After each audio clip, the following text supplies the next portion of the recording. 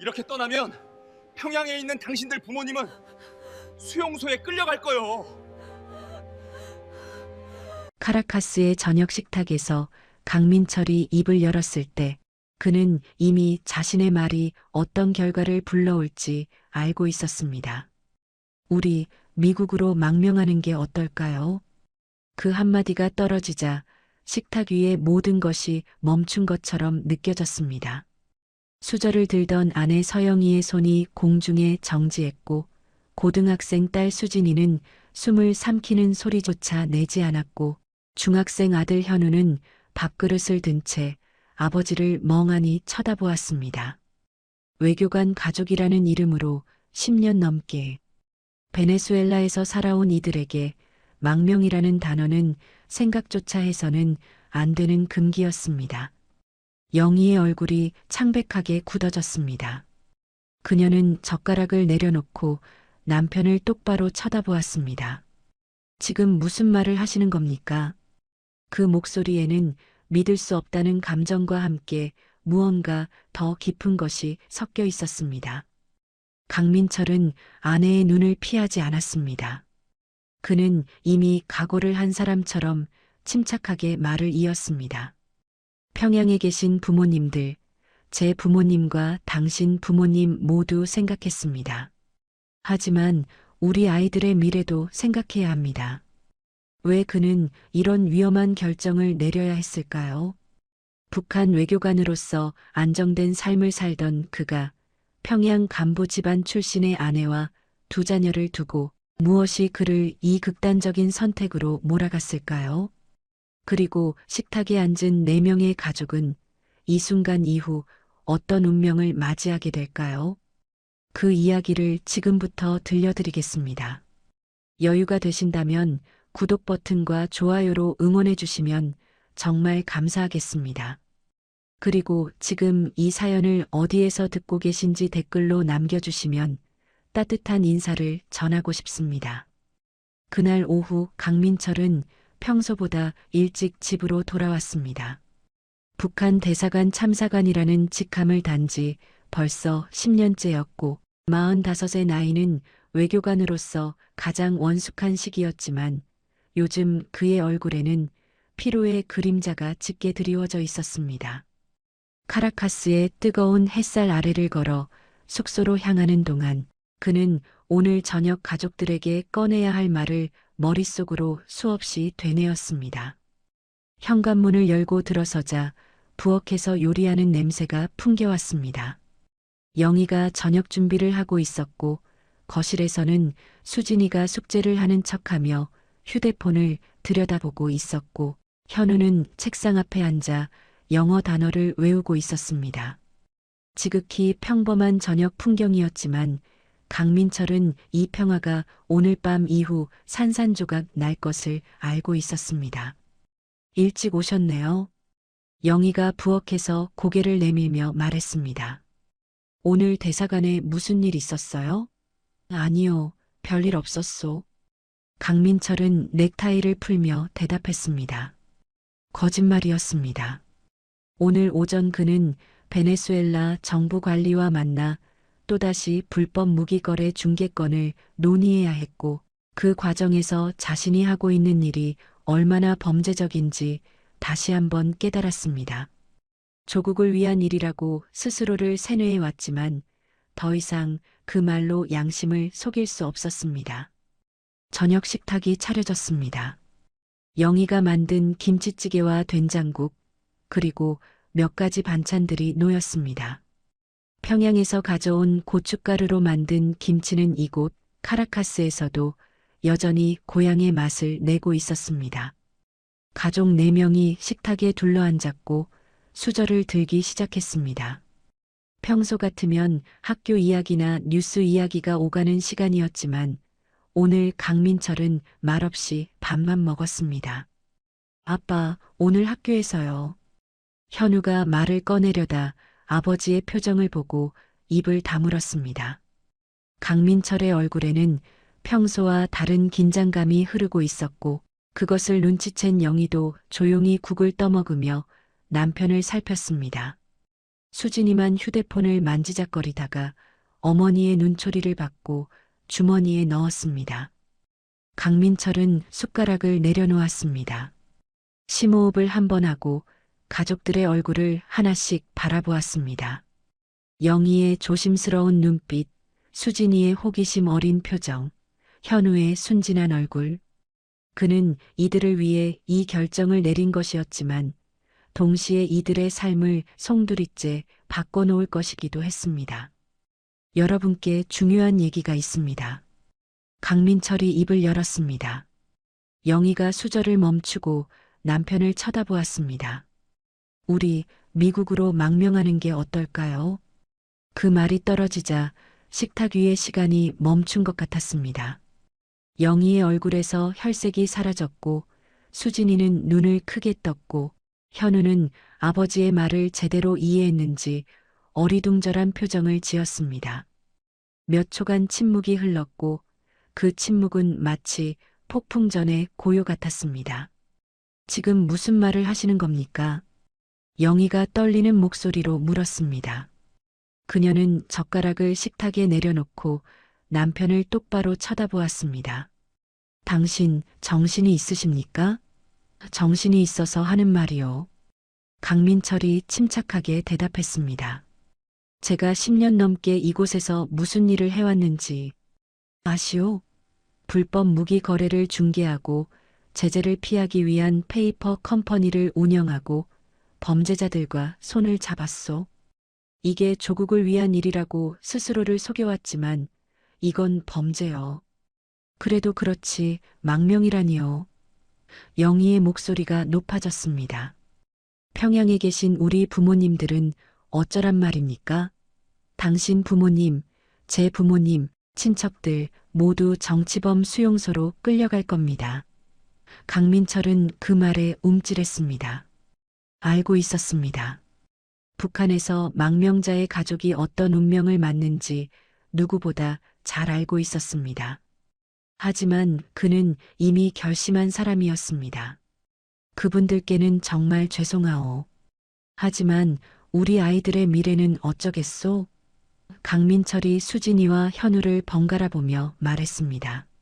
수진이는 내년이면 대학에 가야 하는데 평양으로 돌아가면 어떻게 되겠소? 당에서 정해준 대로 살아야 하고 결혼 상대도 당에서 허락한 사람만 만나야 하고 평생 감시 속에서 살아야 하오. 현우도 마찬가지요. 아빠. 수진이가 조심스럽게 입을 열었습니다. 근데 미국 가면 우리 어떻게 살아요? 돈도 없고 집도 없잖아요. 준비했다. 강민철이 말했습니다. 지난 몇 년간 조금씩 돈을 모았고 미국 대사관과도 이미 접촉했소. 그쪽에서 도와주기로 했어. 영희가 주먹으로 식탁을 쳤습니다. 국그릇이 덜컹거렸습니다. 당신이 언제부터 이런 생각을 했습니까? 혼자 다 결정해놓고 지금 우리한테 통보하는 겁니까? 그녀의 눈에 눈물이 맺혔습니다. 우리 어머니, 아버지 얼굴을 생각하면 어떻게 이런 결정을 내릴 수 있습니까? 강민철은 아무 말도 하지 못했습니다. 아내의 눈물, 아이들의 당황한 표정, 그리고 자신의 가슴을 짓누르는 죄책감. 모든 것이 그를 짓눌렀지만 그는 이미 돌이킬 수 없는 길을 선택했다는 것을 알고 있었습니다. 생각해 보십시오. 며칠만이라도 강민철이 간청하듯 말했습니다.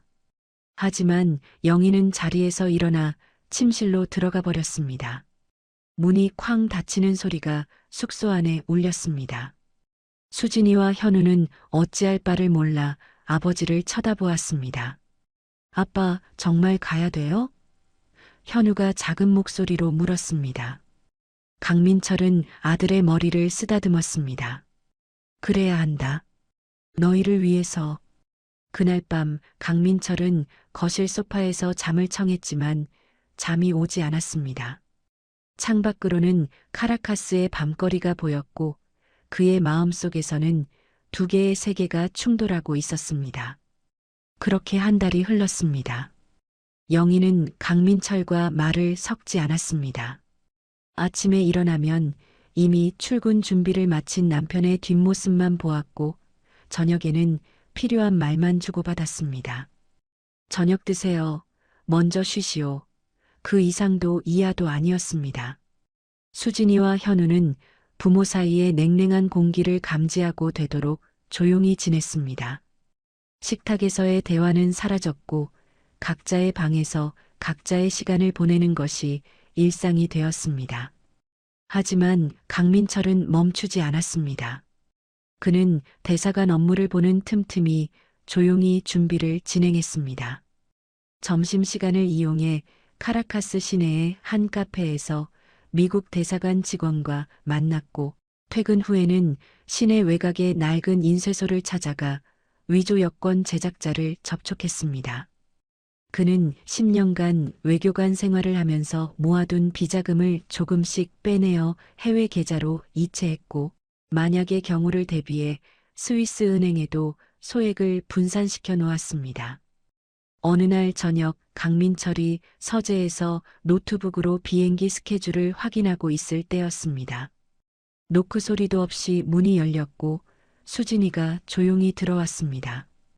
강민철은 화들짝 놀라 노트북 화면을 내렸지만 딸의 표정을 보니 뭔가 말하고 싶은 게 있는 것 같았습니다. 아빠. 수진이가 문을 닫고 아버지 옆 의자에 앉았습니다. 저 사실 말씀드릴 게 있어요. 강민철은 딸의 심각한 표정을 보고 긴장했습니다. 무슨 일이니? 수진이는 휴대폰을 꺼내 사진 한 장을 보여주었습니다. 베네수엘라 청년과 함께 찍은 셀카였습니다. 둘은 카라카스의 유명한 공원에서 웃고 있었고 청년의 손이 수진이의 어깨를 감싸고 있었습니다. 카를로스예요. 제 남자친구. 강민철은 사진을 물끄러미 바라보았습니다. 딸이 언제 이렇게 컸는지, 남자친구를 사귈 나이가 되었는지 새삼 놀라웠습니다. 엄마는 아시니? 아니요. 엄마한테 말하면 당장 헤어지라고 하실 거예요. 북한 사람이 외국인이랑 사귀는 거 얼마나 위험한지 아빠도 아시잖아요. 수진이의 목소리가 떨렸습니다. 근데 아빠, 저 카를로스 정말 좋아해요. 평양 돌아가면 다신 못 만나요. 강민철은 딸의 손을 잡았습니다. 그 손이 차갑게 떨리고 있었습니다. 아빠가 망명 얘기한 거, 그것 때문에 생각이 바뀐 거니? 수진이가 고개를 끄덕였습니다. 처음에는 무서웠어요. 할아버지, 할머니 생각하면 가슴이 아프고. 근데 평양 돌아가면 저도 당에서 정해준 남자랑 결혼해야 하잖아요. 제가 좋아하는 사람이랑 결혼할 수도 없고, 제가 하고 싶은 공부도 할 수 없고, 그렇게 사는 게 무슨 의미가 있어요? 강민철의 눈시울이 뜨거워졌습니다. 딸이 이렇게 깊이 생각하고 있었다는 것을, 그리고 자신과 같은 고민을 하고 있었다는 것을 그제야 알았습니다. 아빠를 믿어줄 수 있겠니? 저는 아빠 편이에요.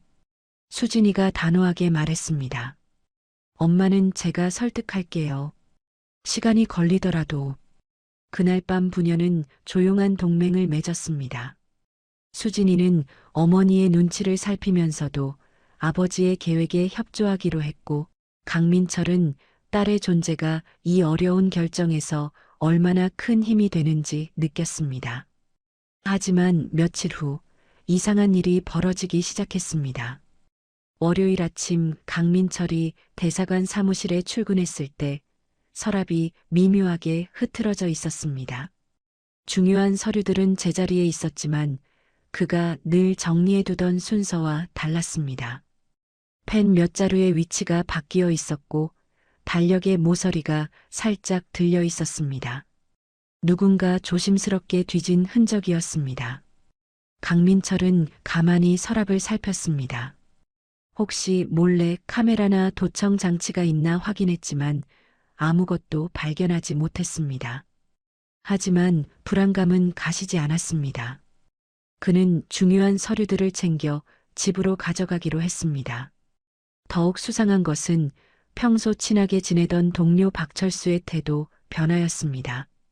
39의 대사관 서기관인 박철수는 강민철보다 6살 어렸지만 둘은 형님 동생하며 지내던 사이였습니다.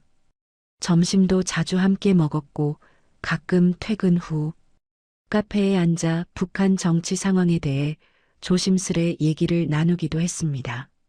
그런데 최근 박철수는 강민철을 피하기 시작했습니다. 복도에서 마주치면 시선을 피했고 점심 약속을 잡으려고 하면 핑계를 대고 거절했습니다. 형님, 오늘은 좀 바빠서요. 다음에 제가 연락드릴게요. 그런 말만 반복했습니다. 어느 날 오후 강민철은 복도에서 박철수와 마주쳤습니다. 철수야, 요즘 왜 그러나? 내가 무슨 잘못이라도 했나? 박철수는 당황한 표정으로 주변을 둘러보았습니다. 아니에요, 형님. 그냥 요즘 업무가 많아서 정신이 없어요. 그래도 점심은 같이 먹을 수 있지 않나? 박철수는 잠시 망설이다가 목소리를 낮췄습니다. 형님, 조심하세요. 요즘 본부에서 사람들 내려왔어요. 분위기가 좋지 않아요. 그리고는 재빨리 자리를 떴습니다. 강민철은 그 자리에 서서 박철수의 뒷모습을 바라보았습니다. 본부에서 사람들이 내려왔다는 말이 무엇을 의미하는지 그는 알고 있었습니다. 보위부 요원들이 파견되었다는 뜻이었습니다. 누군가를 조사하기 위해 아니면 누군가를 감시하기 위해. 그날 저녁 집으로 돌아가는 길 강민철은 계속 뒤를 돌아보았습니다. 누군가 따라오는 것 같은 느낌이 들었지만 뒤에는 아무도 없었습니다. 그는 집에 도착해서도 한참 동안 창밖을 내다보았습니다. 거리는 평온했고 지나가는 사람들은 모두 자신의 일상을 살고 있었습니다. 하지만 강민철은 알고 있었습니다. 무언가 잘못되고 있다는 것을, 그리고 시간이 얼마 남지 않았다는 것을. 그는 노트북을 열어 미국 대사관 담당자에게 암호화된 메시지를 보냈습니다. 일정을 앞당겨야 할 것 같습니다. 최대한 빨리 연락 주십시오. 메시지를 보내고 나서 강민철은 창밖을 다시 바라보았습니다. 카라카스의 밤하늘에는 별이 총총했고 저 멀리서는 차 지나가는 소리가 들렸습니다. 평범한 밤이었지만 그의 가슴은 불안으로 두근거렸습니다. 누군가 자신의 계획을 눈치챈 것일까요? 서랍을 뒤진 사람은 누구일까요? 박철수는 왜 갑자기 거리를 두는 걸까요? 그리고 보위부 요원들이 정말 내려왔다면 그들의 목표는 누구일까요? 강민철은 주먹을 꽉 쥐었습니다. 이제 더 이상 시간이 없다는 것을 직감했습니다. 그는 내일 당장 미국 대사관을 찾아가기로 결심했습니다. 하지만 그 결심을 실행에 옮기기도 전에 예상치 못한 일이 벌어졌습니다. 다음 날 목요일 강민철은 오후 3시쯤 갑자기 두통을 느꼈습니다. 대사관 업무 중에도 머리가 지끈거려서 서류에 집중할 수가 없었고 결국 조퇴를 결정했습니다. 동료들에게 몸이 좋지 않다고 말하고 일찍 숙소로 향했습니다. 카라카스의 오후 햇살이 유난히 따가웠고 택시 안에서도 그는 창밖을 보며 계속 생각에 잠겼습니다. 미국 대사관 담당자는 아직 답장을 보내오지 않았고 박철수는 여전히 그를 피하고 있었고 집안의 냉랭한 공기는 한 달째 이어지고 있었습니다. 숙소에 도착한 것은 오후 4시 조금 넘은 시각이었습니다. 평소 같으면 영희가 장을 보러 나갔을 시간이었지만 현관에 신발이 그대로 있는 걸 보니 집에 있는 것 같았습니다. 강민철은 조용히 문을 열고 들어섰습니다. 여보, 나왔소. 대답이 없었습니다. 거실도 조용했고 부엌에도 사람 기척이 없었습니다. 그때 서재 쪽에서 희미한 소리가 들렸습니다. 서랍을 여닫는 듯한 소리, 종이 넘기는 소리. 강민철은 넥타이를 풀며 복도를 따라 서재로 걸어갔습니다. 문이 살짝 열려 있었고 틈새로 안을 들여다보니 영희의 뒷모습이 보였습니다. 그녀는 강민철의 책상 앞에 서서 무언가를 뒤지고 있었습니다. 강민철은 숨을 죽이고 문을 활짝 열었습니다. 당신 뭐 하는 거요? 영희가 깜짝 놀라 돌아섰습니다. 그녀의 손에는 작은 USB 메모리가 들려 있었고 강민철의 개인 금고가 열려 있었습니다. 금고 문짝이 열린 채로 있고 안에 넣어두었던 서류들이 책상 위에 펼쳐져 있었습니다. 영희의 얼굴은 순간적으로 창백해졌다가 이내 붉어졌습니다. 당신이야말로 왜 이렇게 일찍 왔어요? 영희가 되물었지만 그 목소리에는 당황함이 묻어났습니다. 강민철은 천천히 그녀에게 다가갔습니다. 내가 언제 오든 상관없지 않소? 내 서재에서 내 금고를 뒤지고 있는 당신이 먼저 설명해야 하는 거 아니오? 영희는 입술을 깨물었습니다. USB를 뒤로 숨기려 했지만 이미 늦었습니다. 강민철이 손을 내밀었습니다. 그거 내게 주시오. 이건 내가 당신 걱정돼서 확인하려던 거예요. 당신 요즘 이상하잖아요. 밤늦게까지 컴퓨터 들여다보고 전화 통화할 때도 숨어서 하고 그렇다고 남편의 개인 금고를 마음대로 여는 게 정상이요? 금고 비밀번호를 어떻게 알았소? 강민철의 목소리가 낮고 차갑게 가라앉았습니다. 영희가 잠시 망설이다가 대답했습니다. 결혼기념일이잖아요. 당신 비밀번호는 늘 그거였어요. 우리 결혼한 날짜. 강민철은 쓴웃음을 지었습니다. 15년 전 결혼기념일을 비밀번호로 쓴 자신이 한심하게 느껴졌습니다. 그는 영희의 손에서 USB를 빼앗았습니다. 이게 뭐요? 당신 컴퓨터에서 복사한 거예요. 당신이 미국 대사관이랑 주고받은 이메일들. 강민철의 등줄기가 서늘해졌습니다. 그는 USB를 노트북에 꽂고 파일을 열었습니다. 화면에는 그가 지난 2달간 미국 대사관 담당자와 주고받은 이메일들이 고스란히 담겨 있었습니다. 망명 절차에 대한 질문, 가족 동반 가능 여부, 필요한 서류 목록, 그리고 탈출 예상 일정까지 모든 것이 증거로 남아 있었습니다. 당신이 내 컴퓨터를 해킹했단 말이오?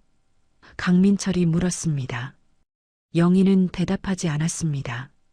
그저 남편을 똑바로 쳐다볼 뿐이었습니다. 그녀의 눈빛에는 두려움과 분노가 뒤섞여 있었고 동시에 알 수 없는 결연함 같은 것도 보였습니다. 강민철은 그 눈빛을 읽으려 했지만 15년을 함께 산 아내의 마음이 지금만큼 낯선 적은 없었습니다. 이걸 어떻게 할 작정이요? 강민철이 물었습니다. 대사관에 보고할 거요? 평양에 알릴 거요? 영희의 입술이 떨렸습니다.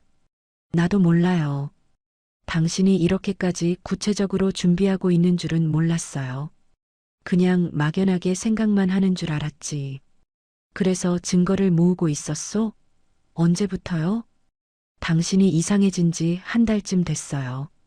밤에 혼자 서재에 틀어박혀 있고 전화 올 때마다 나를 피해서 받고 남편이 뭔가 숨기고 있다는 걸 아내가 어떻게 모르겠어요? 강민철은 의자에 털썩 앉았습니다. 모든 것이 들통난 기분이었습니다. 그럼 이제 어쩌겠소? 나를 보위부에 넘길 거요? 영희는 한참 동안 아무 말도 하지 않았습니다. 그녀는 창밖을 바라보며 깊은 한숨을 내쉬었습니다. 평양에 계신 우리 부모님들 생각하면 당장 신고해야 맞아요. 당신이 망명하는 순간 그분들은 끝이에요. 정치범 수용소에서 죽을 때까지 고생하시다 돌아가실 거예요. 알고 있소. 강민철의 목소리도 가라앉았습니다. 그래서 매일 밤 잠을 못 자고 있소. 하지만 우리 아이들은 어쩌란 말이오? 수진이랑 현우를 그 지옥으로 다시 데려갈 순 없소. 영희가 고개를 돌려 남편을 쳐다보았습니다. 수진이가 당신 편이라는 거 알아요. 밤에 둘이 서재에서 뭔가 얘기하는 거 다 들었어요. 강민철은 놀라서 아내를 바라보았습니다. 당신이 알고 있었소? 엄마가 딸의 변화를 어떻게 몰라요. 수진이 눈빛만 봐도 알 수 있어요.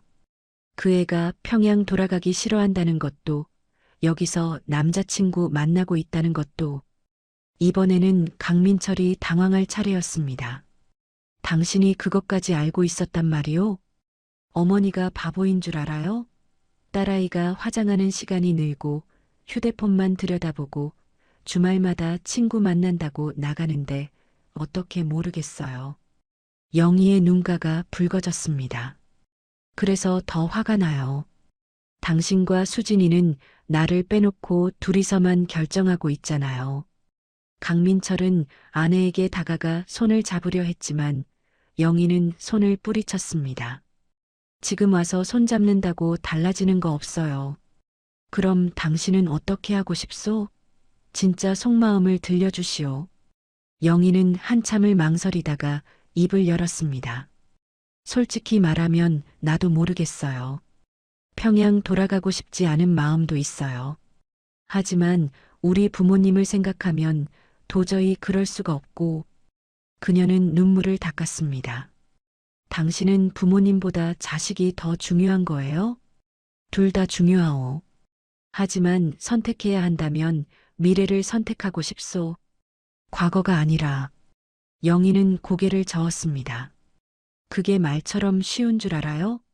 당신 부모님이 수용소에서 얼어 죽고 내 부모님이 굶어 죽는 걸 뻔히 알면서도 미래를 선택할 수 있어요? 강민철은 아무 말도 할 수 없었습니다. 아내의 말이 맞았습니다. 그것은 선택이 아니라 저주였습니다.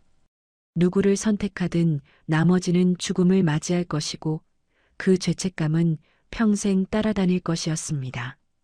그날 밤 강민철은 다시 소파에서 잠을 청했습니다. 영희는 침실 문을 잠갔고 USB는 그녀가 가져갔습니다. 강민철은 천장을 바라보며 생각했습니다. 아내가 이 증거를 어디에 사용할 것인가, 대사관에 보고할 것인가, 아니면 그냥 간직만 하고 있을 것인가. 새벽 2시가 넘어서야 그는 잠이 들었고 꿈속에서는 평양의 부모님과 카라카스의 아이들이 번갈아 나타나 그를 불렀습니다. 다음 날 오후 강민철은 대사관 업무에 집중하려 애쓰고 있었지만 머리가 제대로 돌아가지 않았습니다. 어젯밤 서재에서 벌어진 일이 계속 머릿속을 맴돌았고 영희가 가져간 USB가 어디로 향할지 알 수 없어 불안했습니다. 서류를 검토하다가도 문득 정신을 차리면 같은 페이지를 10분째 들여다보고 있는 자신을 발견하곤 했습니다. 오후 3시쯤 휴대폰이 진동했습니다. 박철수였습니다. 문자 메시지는 짧고 간결했습니다. 형님, 지금 시간 되십니까? 꼭 만나 뵙고 싶습니다. 중요한 얘기가 있어요. 강민철은 잠시 망설였습니다. 최근 박철수가 자신을 피하던 것을 생각하면 갑작스러운 연락이 석연치 않았지만 동시에 뭔가 중요한 정보를 가지고 있을 수도 있다는 생각이 들었습니다. 그는 답장을 보냈습니다. 어디서 볼까? 대사관에서 좀 떨어진 곳이 좋겠습니다. 엘파라이소 지구에 조용한 카페 하나 알고 있어요. 주소 보내드릴게요. 1시간 후 강민철은 카라카스 북쪽 엘파라이소 지구의 한적한 골목에 있는 작은 카페에 도착했습니다. 오래된 건물 1층에 자리한 카페는 손님이 거의 없었고 구석 테이블에 박철수가 이미 앉아 있었습니다.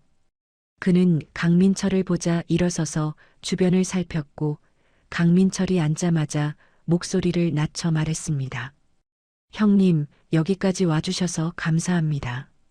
대사관 근처에서는 얘기하기 곤란해서요. 무슨 일인가? 자네가 나를 피하더니 갑자기 이렇게 부르니 궁금하네. 박철수는 커피 잔을 만지작거리다가 강민철의 눈을 똑바로 쳐다보았습니다. 형님, 제가 이 말을 해야 할지 며칠 동안 정말 고민 많이 했어요. 형님께 상처가 될 것 같아서, 하지만 형님을 위해서라면 제가 말씀드려야 할 것 같아요. 강민철의 가슴이 철렁 내려앉았습니다. 박철수의 표정이 예사롭지 않았습니다. 무슨 얘기인지 말해보게.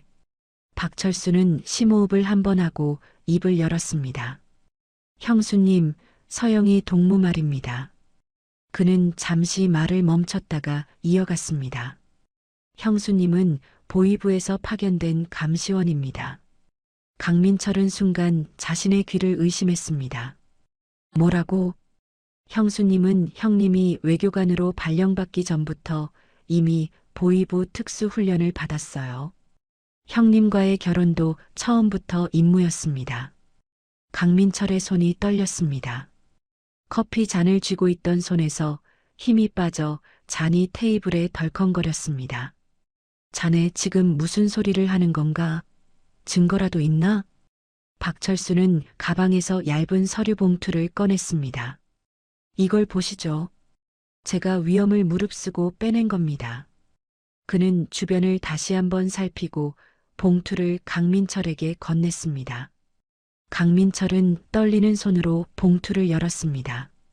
안에는 몇 장의 복사된 문서가 들어 있었습니다. 첫 페이지는 영희의 인사 기록이었습니다. 서영이 보위부 해외정보국 소속 특수훈련 이수 연도라고 적혀 있었고 그 아래에는 해외 파견 감시원 자격 취득 담당 대상 강민철이라는 문구가 선명하게 찍혀 있었습니다. 다음 페이지에는 영희가 받은 훈련 내역이 나열되어 있었습니다. 심리전 기법, 정보 수집 방법, 암호 통신, 그리고 장기 잠복 요원 양성 과정. 강민철은 그 문서들을 보며 숨이 막히는 것 같았습니다. 결혼하기 1년 전 영희는 이미 이 모든 훈련을 받고 있었다는 뜻이었습니다. 이게 진짜인가? 강민철의 목소리가 갈라졌습니다. 저도 믿고 싶지 않았어요. 하지만 형님이 요즘 이상하다는 소문이 대사관에 돌았고 본부에서 사람들이 내려왔을 때 우연히 이 서류를 보게 됐어요. 형수님 관련 파일이었는데 거기에 형님 이름이 계속 나오더라고요. 강민철은 서류를 다시 펼쳐보았습니다. 영희와 자신의 첫 만남도 거기 기록되어 있었습니다. 대상과의 우연한 만남 연출 성공, 대상의 호감 확보라고 적혀 있었습니다. 평양의 한 문화회관에서 영희를 처음 만났던 그날, 그녀가 우산을 잃어버렸다며 자신에게 말을 걸었던 그날이 모두 계획된 것이었다는 뜻이었습니다. 15년이요, 15년. 강민철이 중얼거렸습니다. 결혼하고 아이 낳고 함께 웃고 울었던 모든 게 거짓이었단 말인가? 박철수는 안타까운 표정으로 형님을 바라보았습니다. 형님, 저도 확실하진 않지만 형수님이 형님을 진심으로 사랑하게 됐을 가능성도 있어요. 사람 마음이 어디 계획대로만 되나요? 그래도 처음이 거짓이었다면 그 다음도 믿을 수 있겠나? 강민철은 주먹을 쥐었습니다.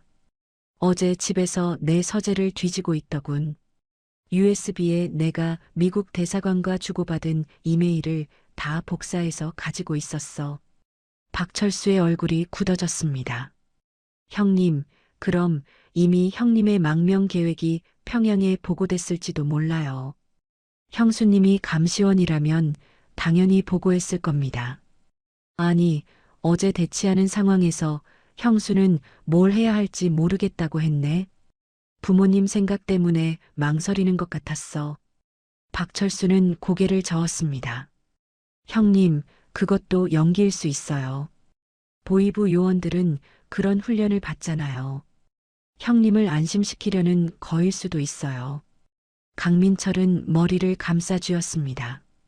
무엇이 진실이고 무엇이 거짓인지 더 이상 알 수 없었습니다.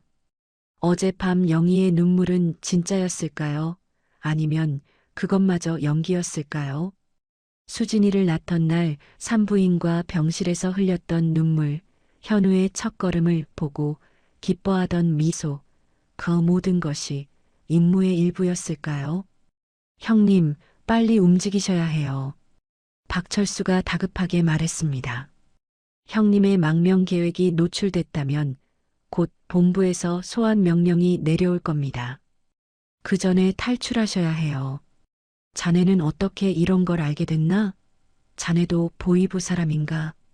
박철수는 잠시 망설이다가 고개를 끄덕였습니다. 솔직히 말씀드리면 저도 비슷한 처지예요. 저도 보위부 소속이에요. 하지만 형님처럼 저도 이 생활이 지겨워요. 형님이 먼저 성공하면 저도 따라갈 생각이에요. 강민철은 놀라서 박철수를 쳐다보았습니다. 자네도? 네. 우리 모두 감시하고 감시당하는 삶을 살고 있어요. 형님만 그런 게 아니에요.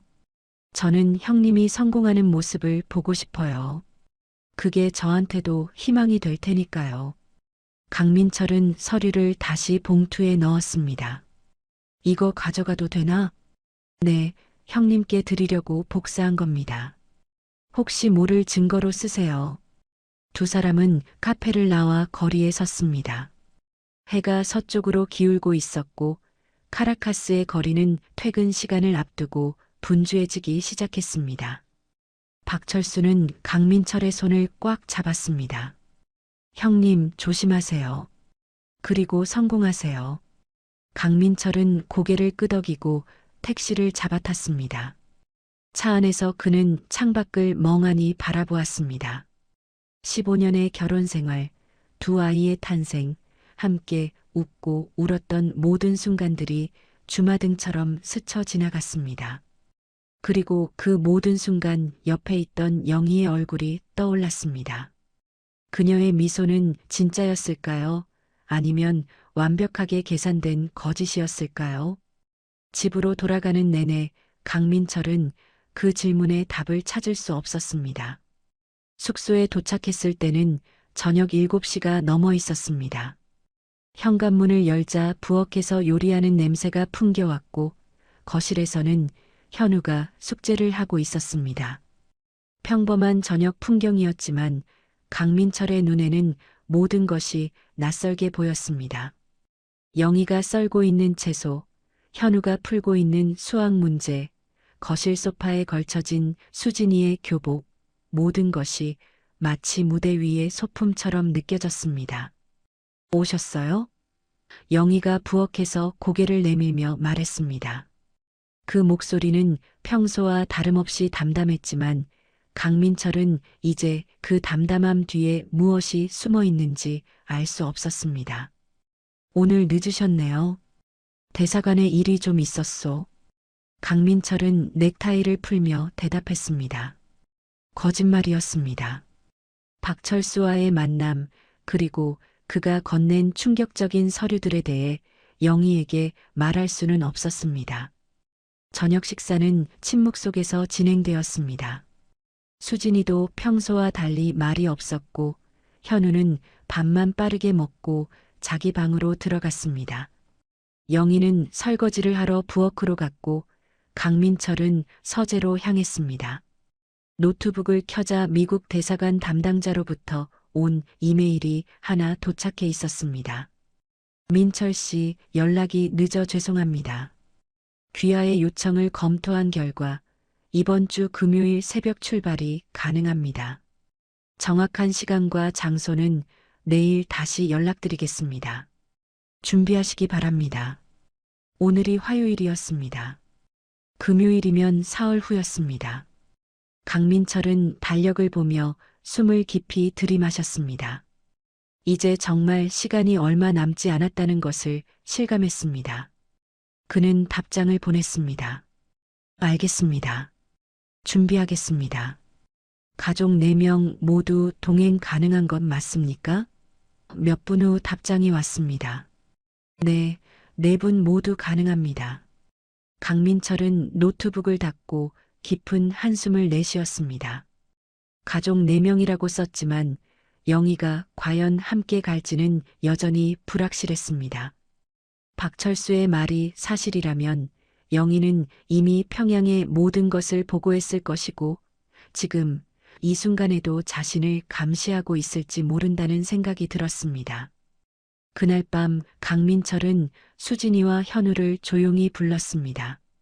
영희가 부엌에서 설거지를 하는 동안 세 사람은 수진이의 방에 모였습니다. 강민철은 목소리를 낮춰 말했습니다. 이번 주 금요일 새벽에 출발한다. 절대 엄마한테는 말하면 안 돼. 수진이가 놀라서 물었습니다. 엄마는 안 가요? 엄마는 내가 따로 설득할 거야. 너희들은 그냥 짐만 조용히 준비해.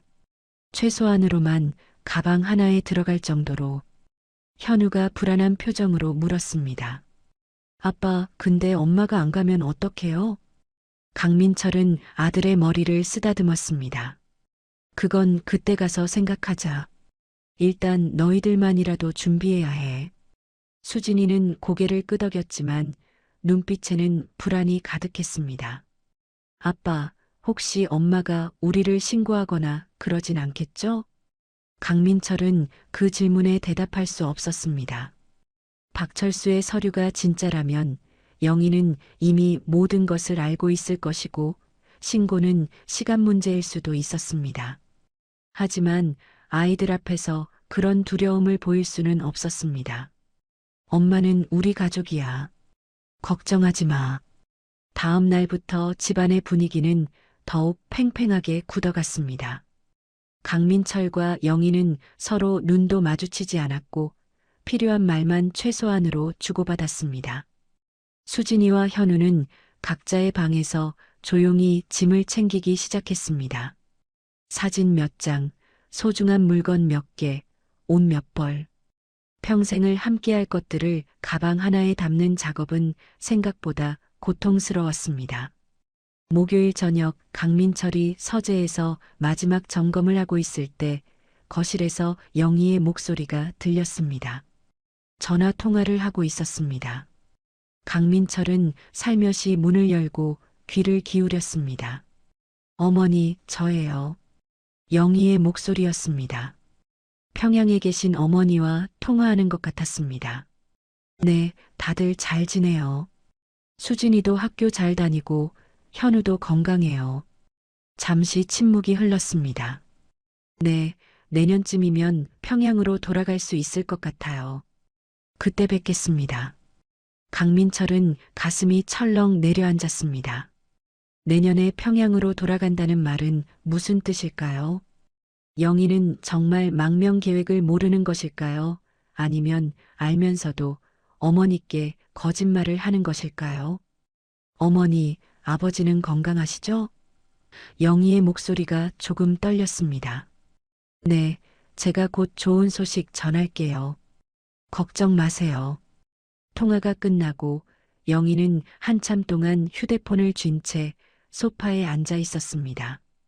강민철은 서재로 돌아와 문을 닫았습니다. 영희의 목소리에서 진심을 느꼈습니다. 어머니를 걱정하는 딸의 목소리, 곧 헤어질지도 모르는 부모님을 생각하며 흐느끼는 듯한 떨림. 그것이 연기일 수는 없을 것 같았습니다. 하지만 박철수가 보여준 서류도 명백한 증거였습니다. 무엇을 믿어야 할까요?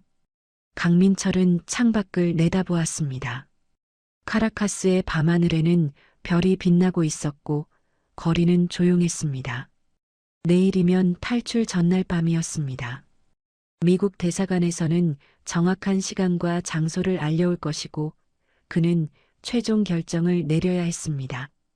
영희를 데려갈 것인가 아니면 아이들만 데리고 떠날 것인가. 그때 노크 소리가 들렸습니다. 강민철은 화들짝 놀라 노트북을 닫았습니다. 누구요? 접니다. 영희의 목소리였습니다. 우리 얘기 좀 해요. 강민철의 심장이 빠르게 뛰기 시작했습니다. 영희가 먼저 대화를 청한다는 것은 무언가 중요한 말이 있다는 뜻이었습니다. 그는 문을 열었습니다. 영희가 서 있었고 그녀의 얼굴에는 피곤함과 함께 결연한 표정이 서려 있었습니다. 지금 해야 할 얘기요? 강민철이 물었습니다. 네. 더 이상 미룰 수 없을 것 같아요. 영희가 대답했습니다. 서재로 들어가도 될까요? 강민철은 문을 활짝 열어주었습니다. 영희가 들어와 의자에 앉았고 강민철도 맞은편에 앉았습니다. 둘 사이에 책상이 놓여 있었고 그 위에는 달력과 펜 그리고 닫힌 노트북만 있었습니다.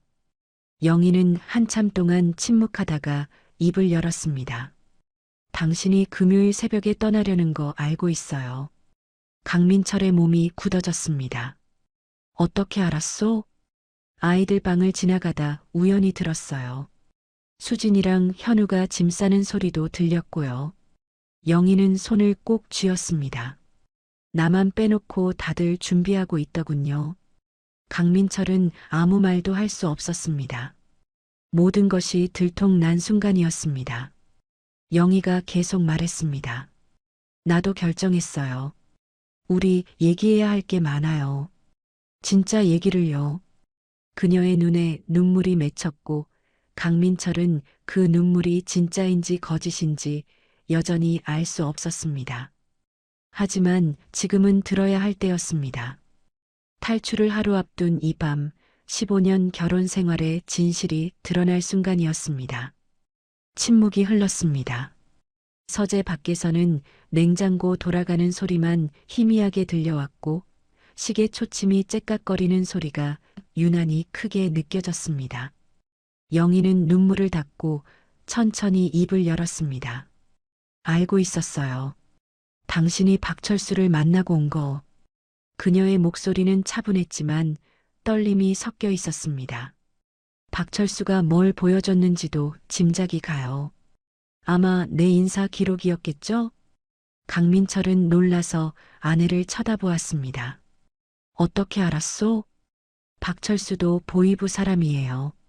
그 사람이 당신한테 접근한 것도 임무였어요. 당신을 감시하고 필요하면 증거를 보여줘서 나를 의심하게 만드는 것까지 계산된 거예요. 영희가 한숨을 내쉬었습니다. 그런데 박철수가 보여준 서류, 그건 진짜예요. 나는 보이부에서 파견된 감시원이 맞아요. 강민철의 주먹이 저절로 쥐어졌습니다. 그럼 처음부터 다 거짓말이었단 말이오? 우리가 문화회관에서 만난 것도 당신이 우산을 잃어버렸다고 한 것도 다 계획된 거였어요. 영희가 고개를 숙였습니다. 당신을 만나기 석 달 전부터 보이부에서 당신의 동선을 파악했고 당신이 좋아하는 음악, 취미, 성격까지 다 조사했어요.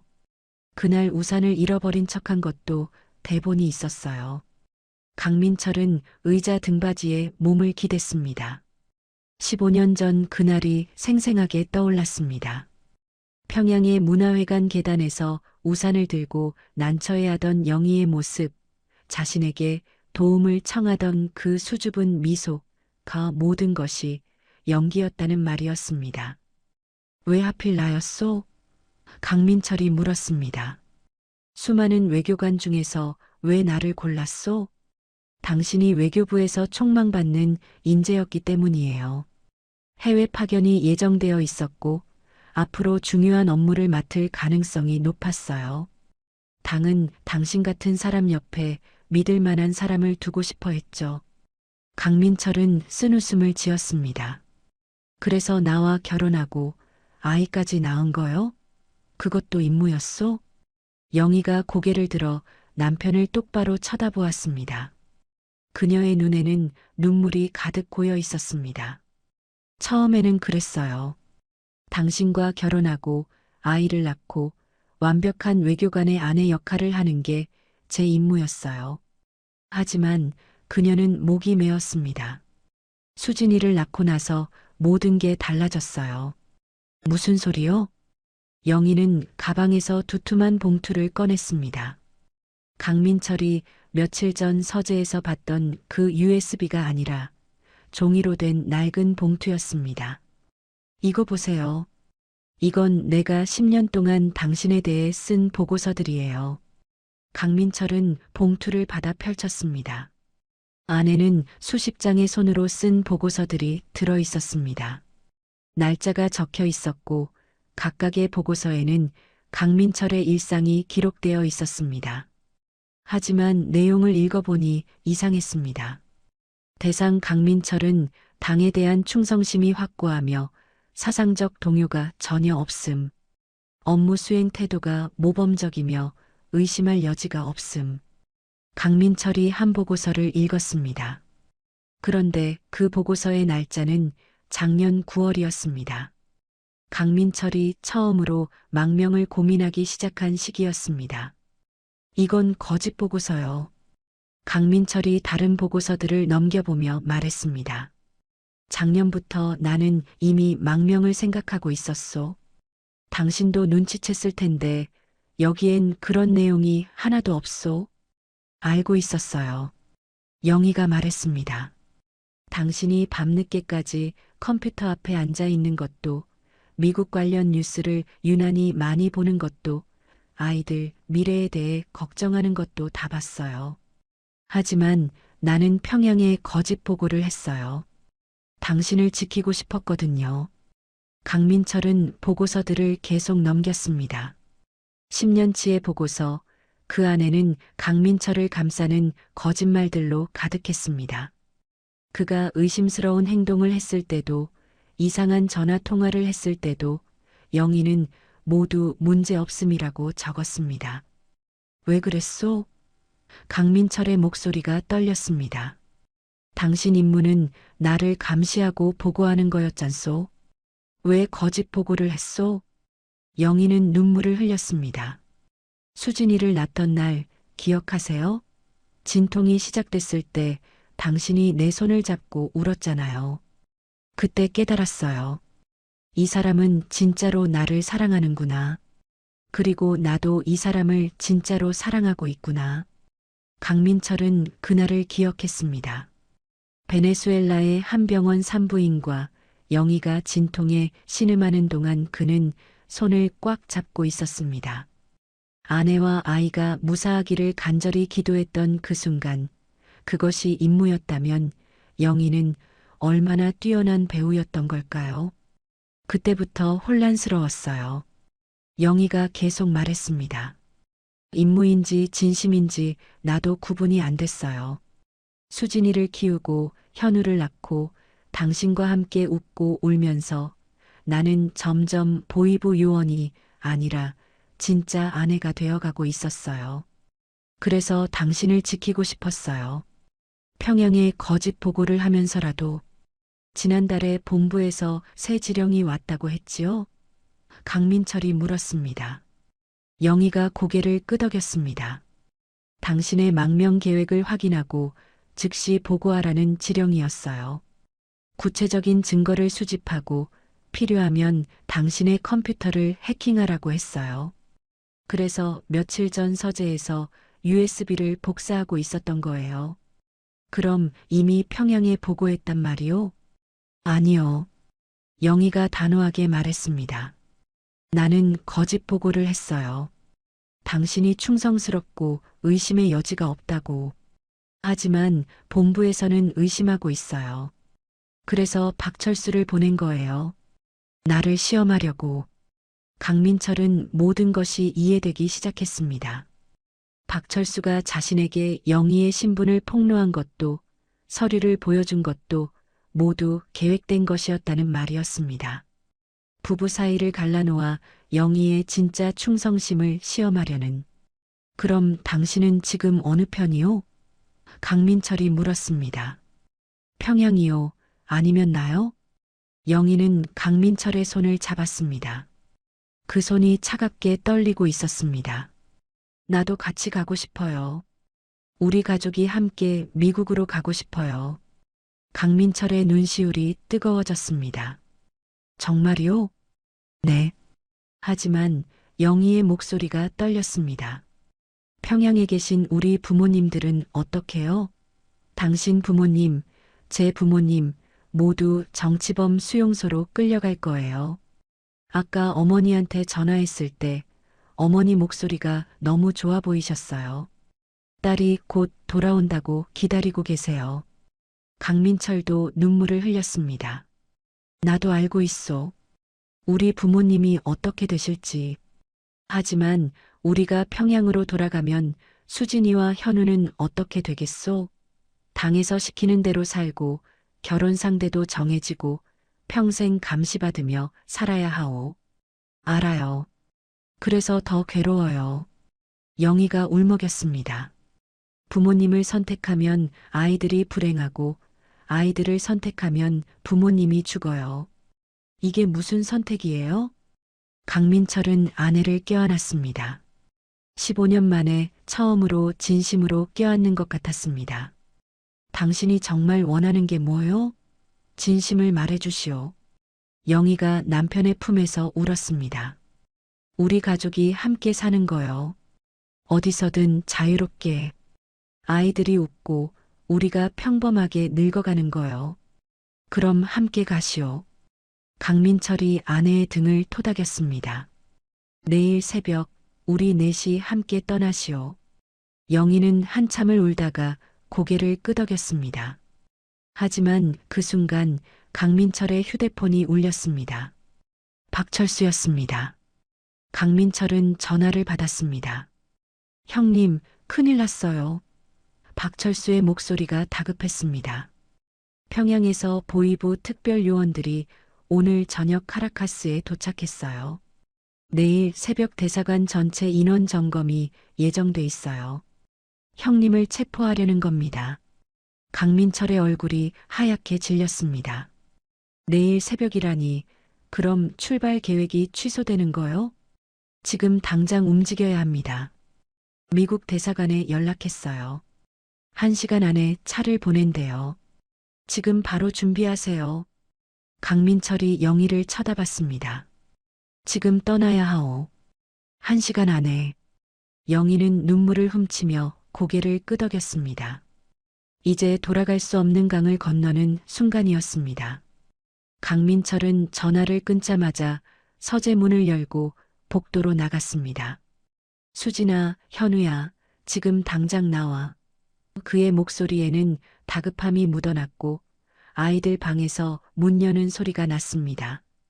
수진이가 먼저 나왔고 현우도 잠옷 차림으로 방에서 나왔습니다. 지금 떠나야 한다. 1시간 안에 준비해야 해. 강민철이 말했습니다. 짐은 최소한으로만 가방 하나씩만 챙겨. 빨리 움직여. 수진이의 얼굴이 창백해졌습니다. 1시간이요? 그럼 지금 바로요? 그래. 평양에서 사람들이 내려왔어. 우리를 체포하러 온 거야. 지금 아니면 기회가 없어. 현우가 겁에 질린 표정으로 물었습니다. 아빠, 무서워요. 강민철은 아들을 안아주었습니다. 괜찮아. 아빠가 다 지켜줄게. 지금은 용기를 내야 해. 알겠지? 아이들은 고개를 끄덕이고 각자의 방으로 뛰어갔습니다. 영희는 침실로 가서 옷장을 열었습니다. 손이 떨려서 옷을 제대로 꺼내기도 힘들었습니다. 강민철은 서재로 돌아가 중요한 서류들을 챙겼습니다. 여권, 은행 계좌 정보, 미국 대사관 연락처가 적힌 메모, 그리고 영희가 건넨 10년치 거짓 보고서들까지 모두 가방에 넣었습니다. 영희는 옷 몇 벌을 가방에 넣다가 문득 멈췄습니다. 서랍 깊숙한 곳에서 낡은 사진첩을 꺼냈습니다. 평양에서 가져온 것이었습니다. 사진첩을 펼치자 부모님의 얼굴이 보였습니다. 젊은 시절의 어머니, 군복을 입은 아버지, 그리고 어린 시절의 자신. 영희는 사진을 한참 바라보다가 사진첩에서 부모님 사진 한 장만 조심스럽게 떼어냈습니다. 어머니, 아버지. 그녀는 속으로 중얼거렸습니다. 이 못난 딸을 용서해 주세요. 저는 제 아이들을 선택했어요. 부모로서 다른 선택을 할 수가 없었어요.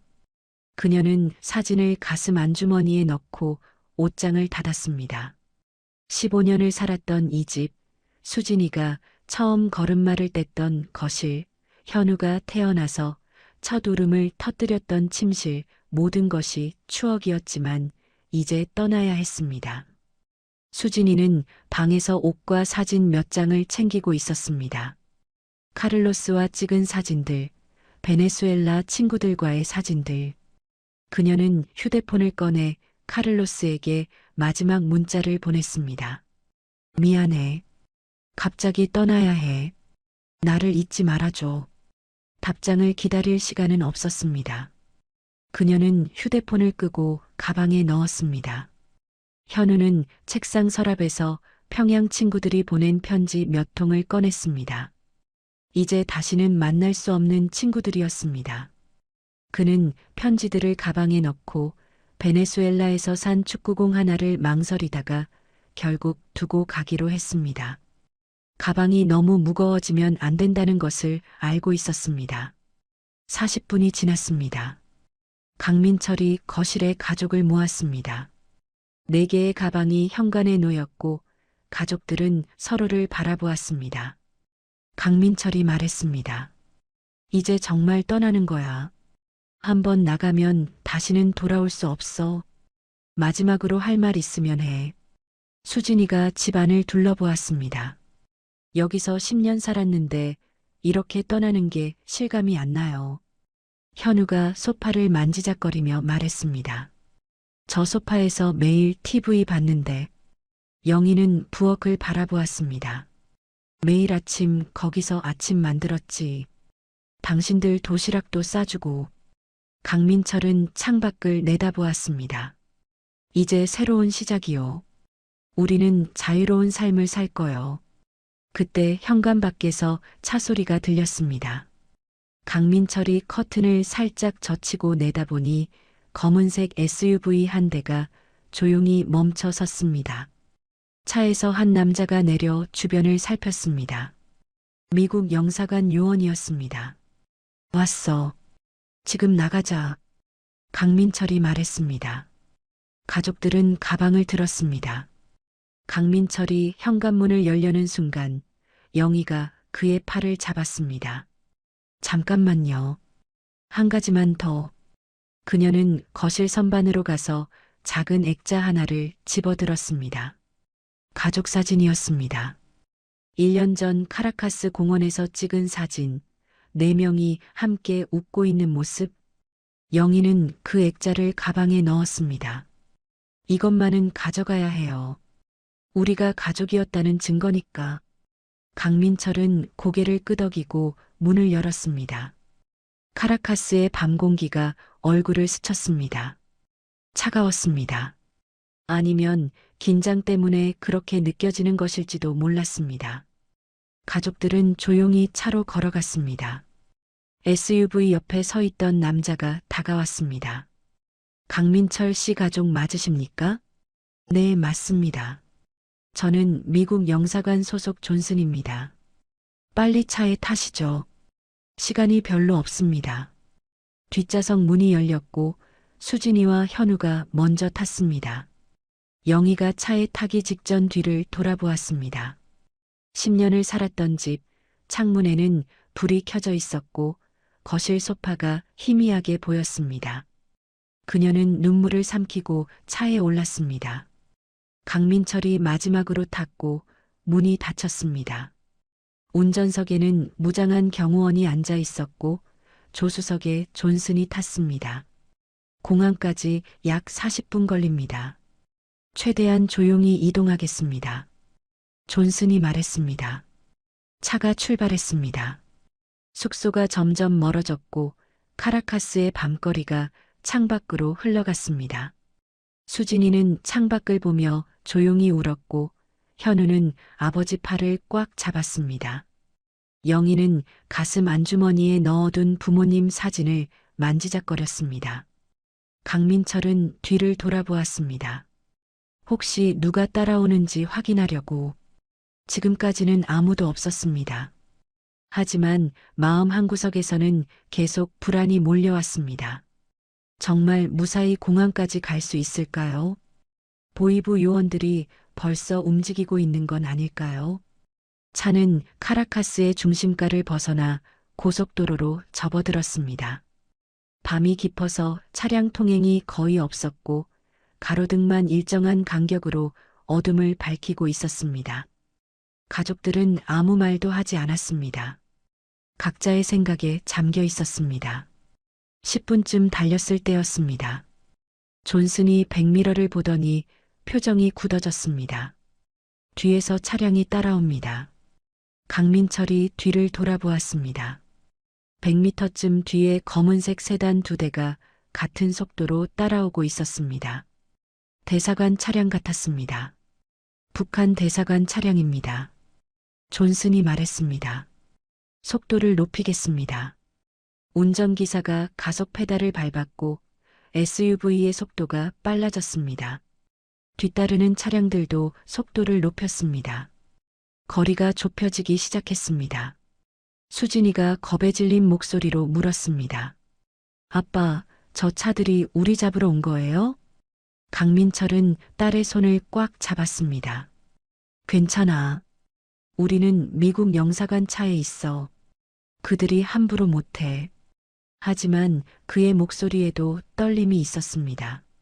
뒤 차량과의 거리가 점점 가까워지고 있었습니다. 50m, 30m. 이제 뒷유리로 상대 차량의 전조등이 환하게 보였습니다. 영희가 뒤를 돌아보며 중얼거렸습니다. 저 차에 박철수도 타고 있을 거예요. 뭐라고요? 강민철이 물었습니다. 박철수도 보이부 요원이라고 했잖아요. 그 사람도 우리를 쫓고 있을 거예요. 하지만 영희가 목소리를 낮췄습니다. 그 사람도 당신처럼 망명을 준비하고 있었어요. 우리가 성공하면 따라오기로 했어요. 강민철은 놀라서 아내를 쳐다보았습니다. 그걸 어떻게 알았소? 같은 처지였으니까요. 보이부 요원끼리는 서로 알아봐요. 뒤 차량이 더 가까워졌습니다. 20m. 곧 따라잡힐 것 같았습니다. 존슨이 무전기를 들고 말했습니다. 본부, 여기 존슨입니다. 추격받고 있습니다. 지원 요청합니다. 무전기에서 잡음 섞인 목소리가 들렸습니다. 공항 게이트에 우리 직원들 대기 중.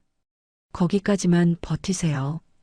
고속도로 저 앞에 공항 표지판이 보이기 시작했습니다. 10km. 이제 조금만 더 가면 되는데 뒤 차량은 포기할 생각이 없어 보였습니다. 강민철은 아이들을 자신의 몸으로 감쌌습니다. 고개 숙여. 무슨 일이 있어도 고개 들지 마. 차량 2대의 추격전이 카라카스의 밤하늘 아래에서 펼쳐지고 있었습니다. 자유를 향한 도망과 그것을 막으려는 추격. 공항 게이트가 점점 가까워지고 있었습니다. 고속도로 표지판이 차창 옆으로 빠르게 지나갔습니다. 공항 5km, 3km. 운전기사는 악셀을 끝까지 밟았고 엔진 소리가 귀청을 찢을 듯 요란했습니다. 뒤따르는 북한 대사관 차량들도 속도를 늦추지 않았고 오히려 차선을 바꿔가며 추월을 시도했습니다. 한 대가 왼쪽 차선으로 붙어서 나란히 달리기 시작했습니다.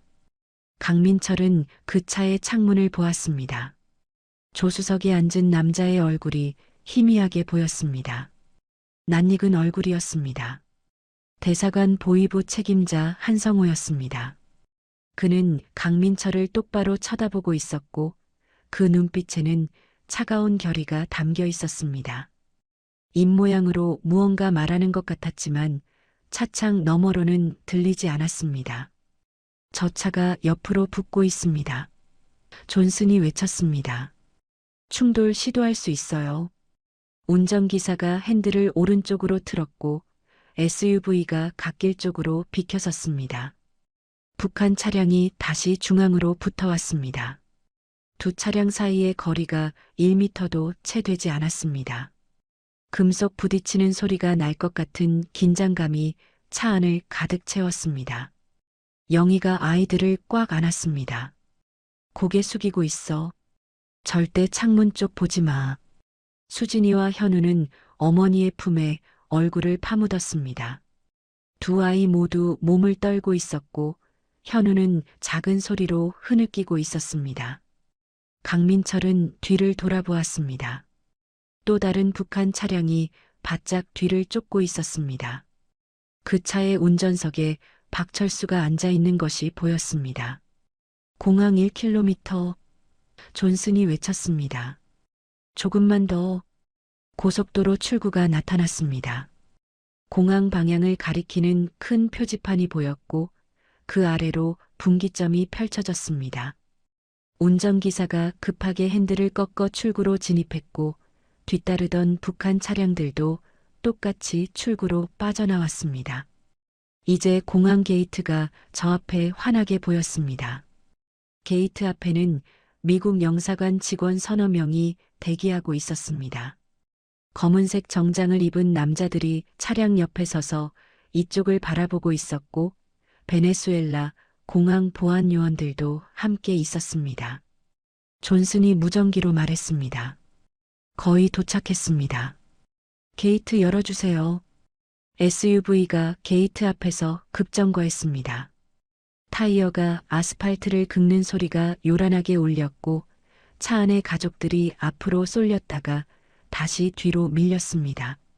문이 열렸고 존슨이 먼저 뛰어내려 주변을 살폈습니다. 빨리 나오세요. 강민철이 먼저 차에서 내려 아이들을 도왔습니다.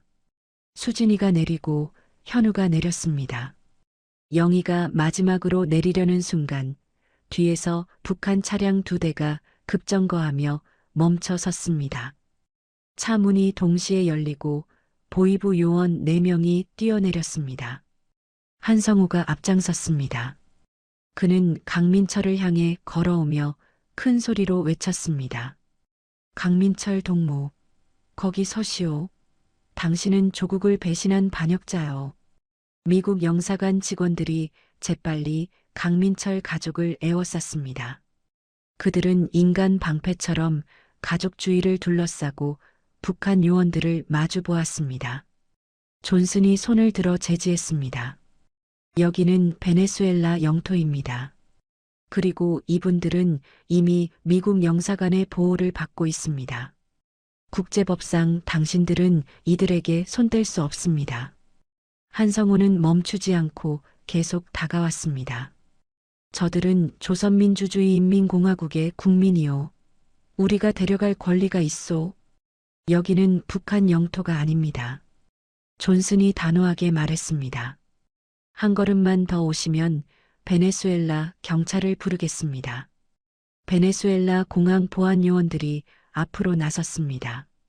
그들은 권총을 차고 있었고 상황이 심각해지면 개입할 준비가 되어 있었습니다.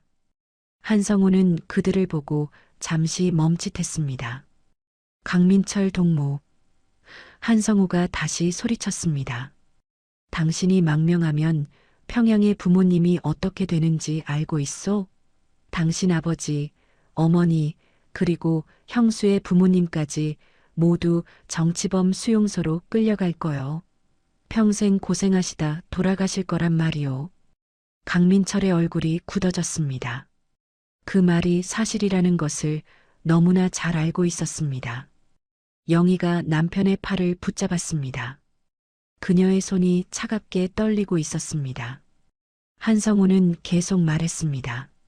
아직 늦지 않았소. 지금 돌아오면 용서해 주겠소. 일시적인 혼란이었다고 보고하겠소. 가족들과 함께 평양으로 돌아가시오. 수진이가 아버지 뒤에 숨었습니다. 현우는 어머니를 꽉 붙잡고 울고 있었습니다. 강민철은 한성우를 똑바로 쳐다보았습니다. 한성우 동무, 나는 더 이상 거짓말 속에서 살고 싶지 않소. 내 아이들에게 자유로운 삶을 주고 싶소. 자유. 한성우가 비웃었습니다. 미제의 노예가 되는 게 자유요? 조국을 배신하고 얻는 게 자유란 말이요? 그 순간 뒤에 있던 차 한 대에서 박철수가 뛰어내렸습니다. 그는 한성우를 향해 달려오는 척하다가 갑자기 방향을 틀었습니다. 미국 영사관 직원들이 있는 쪽으로 달려간 것입니다. 모두가 놀라서 그를 쳐다보았습니다. 나도 망명 신청합니다. 박철수가 큰 소리로 외쳤습니다. 미국 정부의 정치적 망명을 요청합니다. 한성우의 얼굴이 일그러졌습니다. 박철수, 내 이놈, 지금 뭐 하는 거야? 박철수는 뒤돌아보지 않고 미국 직원들 사이로 뛰어들었습니다. 존슨이 그를 받아들이며 한성우를 향해 말했습니다. 이분도 미국 영사관의 보호를 받게 됐습니다.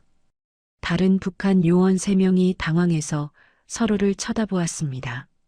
동료가 배신한 것입니다. 한성우는 주먹을 불끈 쥐고 박철수를 노려보았습니다. 이 배신자 새끼, 내가 어떻게 되는지 두고 봐라. 형님, 박철수가 강민철을 보며 말했습니다. 성공하셔서 감사합니다. 덕분에 저도 용기를 냈어요. 강민철은 박철수의 손을 잡았습니다. 같이 새로운 삶을 시작합시다. 존슨이 시계를 보며 말했습니다. 비행기 출발까지 30분 남았습니다. 지금 들어가셔야 해요. 미국 직원들이 강민철 가족과 박철수를 에워싸고 공항 안쪽으로 이동하기 시작했습니다. 한성우가 앞을 막으려 했지만 베네수엘라 보안 요원들이 그를 제지했습니다. 더 이상 가까이 오지 마십시오. 국제 분쟁을 일으키고 싶지 않으시다면. 한성우는 그 자리에 서서 강민철 가족이 공항 안으로 사라지는 것을 지켜보았습니다. 그의 얼굴에는 분노와 패배감이 뒤섞여 있었습니다. 그는 주머니에서 휴대폰을 꺼내 평양에 전화를 걸었습니다. 본부입니까? 한성우입니다. 강민철 일가가 망명에 성공했습니다. 박철수도 함께 배신했습니다. 전화기 너머에서 차가운 목소리가 들렸습니다. 가족들 정보를 모두 수집하시오. 즉시 조치할 것이오. 한성우는 전화를 끊고 공항 건물을 노려보았습니다. 저 안에서 강민철과 그의 가족은 자유를 향해 날아갈 준비를 하고 있었습니다. 하지만 평양에 남은 그들의 부모님들은 지금 이 순간부터 지옥 같은 삶을 시작하게 될 것이었습니다. 공항 안쪽 강민철 가족은 미국 직원들의 안내를 받아 출국장으로 향했습니다. 영희는 가슴에 품은 부모님 사진을 만지작거렸습니다. 눈물이 멈추지 않았습니다. 강민철도 부모님 생각에 가슴이 찢어지는 것 같았습니다. 하지만 그는 앞을 향해 걸었습니다. 수진이와 현우의 손을 꽉 잡고 영희와 함께, 박철수와 함께 새로운 세계로 향하는 문을 통과했습니다. 출국장 창밖으로 카라카스의 새벽 하늘이 서서히 밝아오고 있었습니다. 밤이 지나고 아침이 오고 있었습니다. 어둠 속에서 빛을 향해 걸어온 그들에게 이제 진짜 자유의 햇살이 비추기 시작했습니다. 비행기가 대기하고 있었습니다. 미국행 비행기, 그들의 새로운 삶이 시작될 곳으로 향하는 비행기. 강민철은 가족들과 함께 탑승구로 걸어갔습니다. 뒤돌아보지 않았습니다. 뒤에는 과거가 있었고 앞에는 미래가 있었습니다. 그들은 비행기에 올랐습니다. 좌석은 이코노미 뒤편이었습니다. 창가 좌석에 수진이가 앉았고 그 옆에 현우 그리고 통로 쪽에 강민철과 영희가 나란히 앉았습니다. 박철수는 몇 줄 뒤에 자리를 잡았습니다. 비행기 안은 아직 승객이 많지 않았고 새벽 첫 비행이라 그런지 조용했습니다. 승무원들이 짐칸을 정리하고 있었고 기내 방송이 스페인어로 흘러나왔습니다. 강민철은 안전벨트를 매고 창밖을 내다보았습니다. 공항 활주로가 보였고 저 멀리 터미널 건물의 불빛이 깜빡이고 있었습니다. 혹시 한성우와 보이부 요원들이 저 어딘가에서 이 비행기를 지켜보고 있을까요? 혹시 마지막 순간에 비행기를 세우려고 할까요? 그는 주먹을 꽉 쥐고 이륙을 기다렸습니다. 영희는 눈을 감고 있었습니다. 겉으로는 조용해 보였지만 그녀의 손은 팔걸이를 꽉 붙잡고 있었고 입술을 깨물고 있었습니다. 강민철이 그녀의 손을 덮었습니다. 괜찮소? 영희는 눈을 뜨고 남편을 쳐다보았습니다. 아니요. 괜찮지 않아요. 하지만 이미 선택했으니까 견뎌야죠.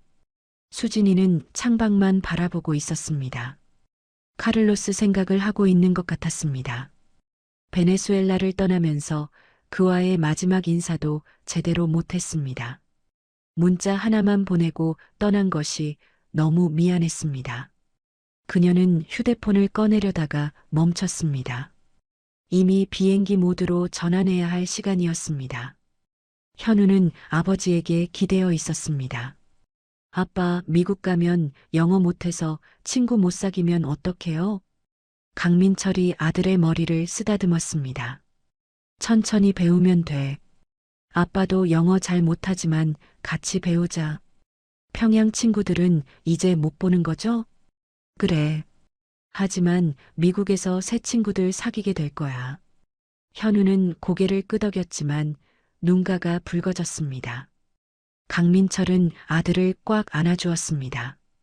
기내 방송이 울렸습니다. 승객 여러분, 곧 이륙하겠습니다. 안전벨트를 확인해 주시고 좌석을 원위치로 해 주시기 바랍니다. 스페인어 방송이 끝나고 영어 방송이 이어졌습니다. 강민철은 가슴이 두근거렸습니다. 이제 정말 떠나는 것이었습니다. 비행기가 천천히 움직이기 시작했습니다. 활주로를 향해 이동하는 느린 속도였지만 강민철에게는 마치 새로운 세계로 향하는 거대한 배를 타고 있는 것 같았습니다. 창밖으로 카라카스 공항의 불빛들이 지나갔고 터미널 건물이 점점 작아졌습니다. 활주로에 진입했습니다. 비행기가 잠시 멈췄고 엔진 소리가 커지기 시작했습니다. 강민철은 숨을 참았습니다. 이제 이륙만 하면 됐습니다. 이륙만 하면 정말로 자유였습니다. 엔진 소리가 굉음처럼 커졌고 비행기가 앞으로 나아가기 시작했습니다. 천천히 그리고 점점 빠르게 기체가 떨렸고 좌석이 뒤로 밀렸습니다. 수진이가 창밖을 보며 손으로 입을 막았습니다. 활주로의 불빛들이 점점 빠르게 지나가고 있었습니다. 그리고 순간 비행기가 떠올랐습니다. 땅에서 바퀴가 떨어지는 순간 강민철은 눈을 감았습니다. 10년 넘게 살았던 카라카스, 15년을 함께한 북한 외교관 생활, 그리고 평양에 남겨둔 부모님, 모든 것이 저 아래 땅에 남겨지고 이제 그들은 하늘을 날고 있었습니다. 영희는 조용히 울었습니다. 소리 없이 눈물만 볼을 타고 흘러내렸습니다. 강민철이 그녀의 손을 잡았습니다. 힘들지요? 부모님 얼굴이 자꾸 떠올라요. 어머니가 마지막으로 전화해서 하셨던 말씀, 곧 보자고, 건강하게 돌아오라고. 그런데 나는 이렇게 배신하고 떠났어요. 우리가 선택할 수 있는 최선이었소. 부모님도 나중에는 이해하실 거요. 이해해 주실까요? 딸이 조국을 배신하고 도망친 것을요? 강민철은 대답할 수 없었습니다. 그것은 용서받을 수 없는 일일지도 몰랐습니다. 하지만 그들은 이미 선택했고 돌이킬 수 없었습니다. 비행기는 구름 위로 올라갔습니다. 창밖으로 새벽 하늘이 점점 밝아지고 있었습니다. 먹구름 사이로 햇빛이 비치기 시작했고 지평선이 주황빛으로 물들었습니다. 수진이가 그 광경을 보며 감탄했습니다. 와, 정말 예뻐요.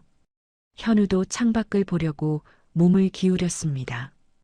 우와, 구름 위로 올라왔어요. 아이들의 목소리에 생기가 돌았습니다. 강민철은 그 모습을 보며 조금 안심했습니다. 아이들은 빨리 적응할 것입니다.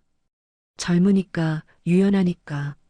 하지만 그와 영희는 평생 이 죄책감을 안고 살아야 할 것입니다. 비행기가 안전고도에 도달했고 안전벨트 표시등이 꺼졌습니다. 승무원들이 음료 서비스를 시작했습니다. 박철수가 뒤에서 일어나 강민철에게 다가왔습니다. 형님, 괜찮으세요?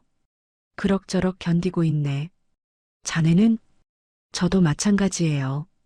형님 덕분에 용기를 냈어요. 혼자였으면 평생 못했을 거예요. 앞으로 어떻게 할 생각인가? 박철수는 잠시 생각하다가 대답했습니다. 미국 정부에 협조하려고요. 북한 외교관 활동에 대해 증언하고 새로운 삶을 시작할 거예요. 형님도 그러실 거죠? 그래야겠지. 우리가 아는 것들을 세상에 알려야 해. 그게 우리가 할 수 있는 최소한의 속죄일 테니까. 박철수는 고개를 끄덕이고 자리로 돌아갔습니다. 강민철은 다시 창밖을 바라보았습니다. 구름 아래 어딘가에 카라카스가 있었고 더 멀리 평양이 있었습니다. 그곳에는 이제 지옥 같은 삶을 시작할 부모님들이 계셨습니다. 12시간의 비행 끝에 비행기는 워싱턴 덜레스 국제공항에 착륙했습니다. 강민철 가족은 입국 심사대로 향했습니다. 망명 신청자 전용 창구였습니다. 미국 이민국 직원이 서류를 검토했고 몇 가지 질문을 던졌습니다. 통역사가 옆에서 한국어로 통역해 주었습니다. 망명 사유가 무엇입니까? 강민철이 대답했습니다. 정치적 박해를 피해왔습니다. 북한 정권의 불법 활동에 가담하기를 거부했고 그로 인해 생명의 위협을 받았습니다. 가족 모두 망명을 신청하는 것이 맞습니까? 네, 맞습니다. 심사는 2시간 넘게 걸렸습니다. 수많은 서류를 작성하고 사진을 찍고 지문을 등록했습니다. 수진이와 현우는 지쳐서 의자에 앉아 졸고 있었고 영희는 멍하니 벽을 쳐다보고 있었습니다. 마침내 임시 체류 허가가 나왔습니다. 이민국 직원이 말했습니다. 일단 3개월간 임시 거주가 허가됩니다. 그동안 정식 망명 심사를 받게 될 것이고 통과되면 영구 거주권을 받게 됩니다. 지금부터는 미국 정부의 보호를 받습니다. 공항 밖으로 나왔을 때는 오후였습니다. 미국 국무부에서 나온 담당자가 그들을 기다리고 있었습니다. 중년의 여성이었고 한국어를 조금 할 줄 아는 것 같았습니다. 환영합니다. 제 이름은 제시카 리입니다. 여러분의 정착을 도울 담당자입니다. 그녀는 그들을 차에 태우고 버지니아주의 한 아파트로 데려갔습니다. 정부에서 임시로 제공하는 거처였습니다. 작은 투룸 아파트였지만 깨끗하고 가구도 갖춰져 있었습니다. 여기서 당분간 지내시면 됩니다. 생활비는 초기 정착 지원금으로 나갑니다. 내일부터 오리엔테이션을 받으시고 영어 교육도 시작하실 겁니다. 가족들은 아파트 안을 둘러보았습니다. 낯선 공간이었지만 동시에 새로운 시작이기도 했습니다. 수진이가 방을 보며 말했습니다. 엄마, 여기가 우리 집이에요? 영희가 딸의 머리를 쓰다듬었습니다. 그래. 이제 여기가 우리 집이야. 현우는 창밖을 내다보았습니다. 아빠, 여기 사람들 다 영어 쓰죠? 그래. 우리도 빨리 배워야지. 제시카가 떠나고 가족만 남았습니다. 강민철은 소파에 앉아 깊은 한숨을 내쉬었습니다. 모든 것이 끝났습니다. 도망도 끝났고 추격도 끝났습니다. 이제 진짜 삶이 시작되는 것이었습니다. 영희가 부엌으로 가서 냉장고를 열었습니다. 기본적인 식재료들이 들어 있었습니다. 우유, 빵, 계란, 야채. 그녀는 저녁을 준비하기 시작했습니다. 손에 익은 일이었습니다. 어디에 있든 가족의 저녁을 챙기는 것은 변하지 않았습니다. 그날 밤, 네 식구는 작은 식탁에 둘러앉아 저녁을 먹었습니다. 간단한 식사였지만 자유의 땅에서 먹는 첫 식사였습니다. 강민철은 젓가락을 들고 밥을 떠먹으며 생각했습니다. 이제 새로운 삶이 시작됐다고, 힘들겠지만 견뎌야 한다고. 창밖으로 버지니아의 밤하늘이 보였습니다. 별이 빛나고 있었습니다. 석 달이 흘렀습니다. 봄이 왔습니다. 버지니아의 거리에는 벚꽃이 피어났고 아파트 창밖으로 보이는 나무들도 초록빛 잎사귀를 틀어내고 있었습니다. 강민철은 매일 아침 영어 수업을 들으러 정착지원센터에 갔고 오후에는 국무부 관계자들과 만나 북한 외교관 활동에 대한 증언을 준비했습니다. 그의 증언은 미국 상원 청문회에서 발표될 예정이었고 북한의 불법 무기 거래와 제재 회피 수법을 폭로하는 중요한 자료가 될 것이었습니다. 영희는 탈북민 상담 봉사 활동을 시작했습니다. 자신처럼 조국을 떠나온 사람들, 가족을 남겨두고 온 사람들의 아픔을 누구보다 잘 이해했기 때문입니다. 일주일에 2번 그녀는 지역 커뮤니티 센터에 가서 새로운 탈북민들을 만났고 그들의 이야기를 들어주었습니다. 그녀가 해줄 수 있는 것은 많지 않았지만 같은 아픔을 가진 사람으로서 공감해주는 것만으로도 위로가 되었습니다. 수진이는 현지 고등학교에 입학했습니다. 처음 몇 주는 힘들었습니다. 영어가 서툴러서 수업을 따라가기 어려웠고 친구들과 대화하는 것도 쉽지 않았습니다. 하지만 그녀는 포기하지 않았습니다. 방과 후에는 도서관에서 영어 공부를 했고 주말에는 ESL 수업을 들었습니다. 그리고 놀랍게도 카를로스가 미국 대학에 합격했다는 소식을 들었습니다. 그는 가을 학기부터 뉴욕의 한 대학에 다니게 될 것이고 수진이는 그와 다시 만날 날을 손꼽아 기다렸습니다. 현우는 중학교에 다니기 시작했습니다. 그는 언어에 재능이 있었는지 영어를 빨리 배웠고 석 달 만에 친구들과 농담을 주고받을 정도가 되었습니다. 축구팀에도 들어갔고 주말마다 경기를 뛰었습니다.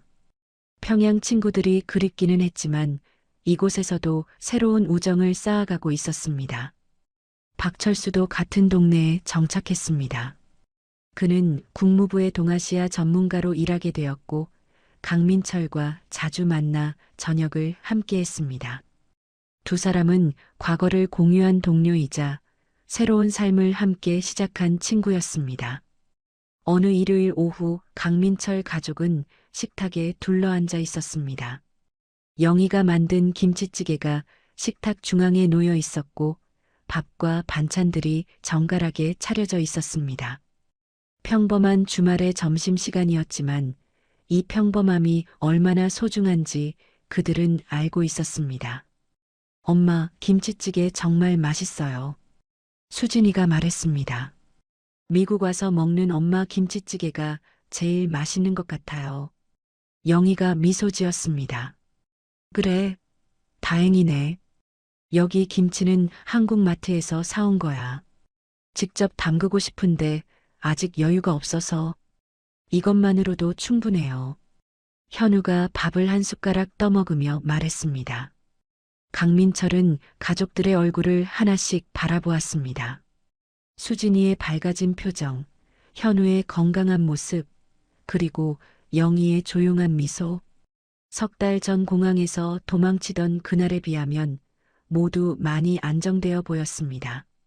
하지만 영희는 가끔 멍하니 창밖을 바라볼 때가 있었습니다. 강민철은 그녀가 무엇을 생각하는지 알고 있었습니다. 평양의 부모님이었습니다. 망명 이후 한 달쯤 지나서 영희는 제3자를 통해 소식을 들었습니다. 부모님이 정치범 수용소로 끌려가셨다는 소식이었습니다. 강민철의 부모님도 마찬가지였습니다. 두 집안의 노부모들이 자식들의 배신 때문에 지옥 같은 곳에서 남은 삶을 보내고 있었습니다.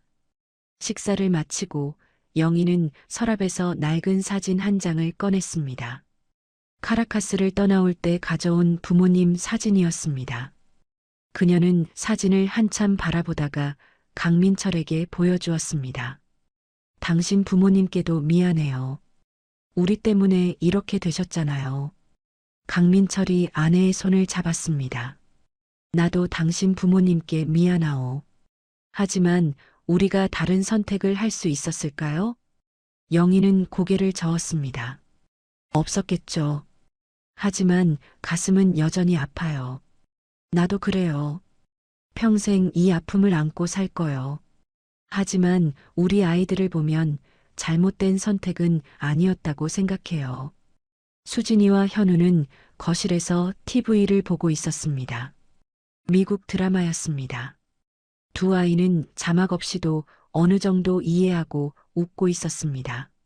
석 달 만에 이렇게 적응한 것을 보면 젊음의 회복력은 대단했습니다.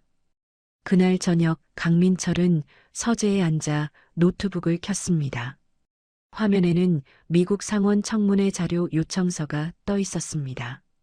북한의 불법 무기 거래, 외교관들의 범죄 활동, 그리고 해외 공간의 감시 체제에 대한 증언 요청이었습니다. 강민철은 잠시 망설이다가 동의함 버튼을 눌렀습니다. 그는 창밖을 바라보았습니다. 버지니아의 봄밤이 평화로웠습니다. 거리의 가로등이 따스한 빛을 내뿜고 있었고 저 멀리서는 차 지나가는 소리가 들렸습니다. 평범한 일상의 소리들이었습니다. 나는 이제 증언자가 되겠다. 강민철은 조용히 다짐했습니다. 그곳의 진실을 세상에 알리는 사람이 되겠다. 그것이 내가 할 수 있는 최소한의 속죄이고 남겨진 사람들을 위한 유일한 방법이다. 거실에서 아이들의 웃음소리가 들렸습니다. 수진이가 현우에게 영어 단어를 가르쳐주고 있었고 현우가 발음을 틀려서 둘이 웃고 있었습니다. 부엌에서는 영희가 설거지를 하는 소리가 났습니다. 그녀는 작은 목소리로 노래를 흥얼거리고 있었습니다. 평양에서 즐겨 부르던 노래였습니다. 강민철은 자리에서 일어나 거실로 갔습니다. 소파에 앉아 아이들과 함께 TV를 보았습니다. 영희가 설거지를 마치고 나와 그 옆에 앉았습니다. 네 식구가 좁은 소파에 나란히 앉아 평범한 미국 드라마를 보고 있었습니다. 자유는 공짜가 아니었습니다. 그것은 부모님의 희생으로, 고향의 상실로, 평생 짊어질 죄책감으로 값을 치러야 했습니다. 하지만 강민철은 단 한순간도 이 선택을 후회하지 않았습니다. 수진이가 자유롭게 웃고, 현우가 두려움 없이 뛰어놀고, 영희가 감시 없이 살 수 있다면 그것으로 충분했습니다. 창밖으로 별이 빛나고 있었습니다. 평양의 하늘에서도 같은 별을 볼 수 있을 것입니다. 수용소의 어둠 속에서도 부모님들은 저 별을 보며 자식들을 생각하고 계실 것입니다. 강민철은 창밖의 별을 향해 조용히 고개 숙여 인사했습니다. 어머니, 아버지, 용서해 주십시오. 그리고 기다려 주십시오. 언젠가 통일이 되면 그때 가서 무릎 꿇고 사죄하겠습니다. 영희도 별을 보며 눈물을 흘렸습니다. 하지만 이제 그녀는 울면서도 웃을 수 있었습니다. 슬픔과 희망이 공존하는 것이 인생이라는 것을 그녀는 배우고 있었습니다. 그날 밤 가족들은 일찍 잠자리에 들었습니다. 내일은 월요일이었고 각자 할 일들이 있었습니다. 강민철은 영어 수업과 청문회 준비가 있었고 영희는 봉사활동이 있었고 아이들은 학교가 있었습니다. 평범한 일상이었지만 그들에게는 목숨을 걸고 얻은 소중한 일상이었습니다. 버지니아의 밤은 깊어갔고 별은 여전히 빛나고 있었습니다. 자유의 땅에서 맞이하는 밤, 그 밤하늘 아래 네 식구가 평화롭게 잠들어 갔습니다. 여러분, 오늘 이야기 어떠셨나요? 자유란 무엇일까요? 때로는 모든 것을 잃어야만 얻을 수 있는 것이기도 합니다. 강민철 가족은 부모님을, 고향을, 그리고 과거의 모든 것을 희생하고 자유를 선택했습니다. 그것이 옳은 선택이었는지, 틀린 선택이었는지는 누구도 쉽게 판단할 수 없을 것입니다. 하지만 분명한 것은 그들이 자신의 양심을 따랐다는 것입니다. 거짓말 속에서 살기를 거부했고 아이들에게 진짜 삶을 물려주고 싶었다는 것입니다. 그 용기와 결단이 오늘 우리에게 던지는 질문이 아닐까 합니다. 우리는 무엇을 위해 살고 있는지, 무엇이 정말 소중한 것인지 말입니다. 오늘 이야기가 마음에 와닿으셨다면 구독과 좋아요로 응원해 주시면 정말 감사하겠습니다. 여러분의 작은 관심 하나하나가 더 좋은 이야기를 만드는 큰 힘이 됩니다. 그리고 댓글로 여러분의 생각을 나눠주시면 함께 이야기 나누고 싶습니다. 다음에도 더욱 감동적인 이야기로 찾아뵙겠습니다. 오늘도 좋은 하루 되시고 여러분 곁에 있는 소중한 사람들을 꼭 안아주시기 바랍니다. 감사합니다.